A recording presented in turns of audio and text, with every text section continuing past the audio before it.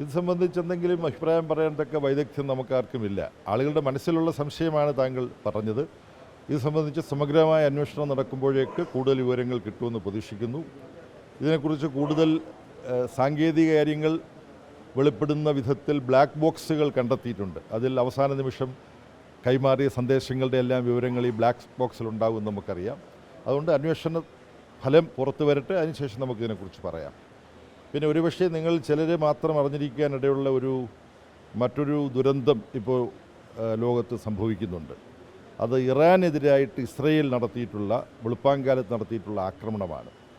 ഇറാൻ്റെ സൈനിക സംവിധാനത്തിലെ വളരെ ഉന്നതനായ ഒരാളെ ഇസ്രയേലുകാർ സിയോണിസ്റ്റുകൾ ആക്രമണത്തിലൂടെ വധിച്ചു കഴിഞ്ഞു.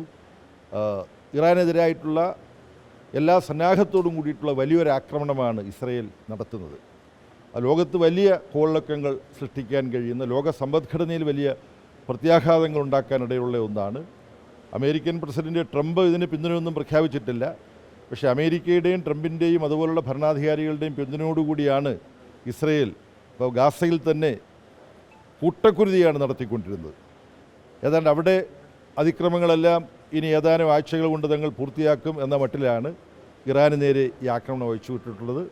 CPIM അതിശക്തമായ ഭാഷയിൽ ഇറാന് നേരെ ഇസ്രയേൽ നടത്തുന്ന ഈ സൈനിക ആക്രമണത്തെ അപലപിക്കുകയാണ്. മുമ്പ് ഈജിപ്തിനെതിരായിട്ടും ഇതുപോലൊരു ആക്രമണം ഇസ്രയേൽ നടത്തിയിരുന്നു. ഈജിപ്തിൻ്റെ എല്ലാ വിമാനങ്ങളും ഇവരാക്രമിച്ചങ്ങ് നശിപ്പിക്കുകയാണ് ചെയ്തത്. അപ്പോൾ ഒരു ലോക ഭീകരനായി ഇസ്രയേൽ മാറിക്കൊണ്ടിരിക്കുകയാണ്.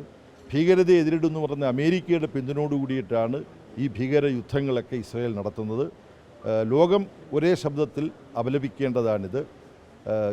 ഗാസയിലേക്ക് മരുന്നും ഭക്ഷ്യവസ്തുക്കളുമായി പോയ തിൻബർഗ് എന്ന് പറയുന്ന സമാധാനത്തിന് വേണ്ടി പ്രവർത്തിക്കുന്ന പെൺകുട്ടി, അവരടങ്ങുന്ന ഒരു സംഘത്തെ ഇസ്രയേൽ അറസ്റ്റ് ചെയ്യുകയുണ്ടായി. അപ്പോൾ ലോകത്ത് എന്ത് കുറ്റകൃത്യവും ചെയ്യാം, ഭീകരകൃത്യവും ചെയ്യാം ഇസ്രയേലിന് അമേരിക്കയുടെ പിന്തുണയുണ്ടെങ്കിൽ എന്നതാണ് അവസ്ഥ.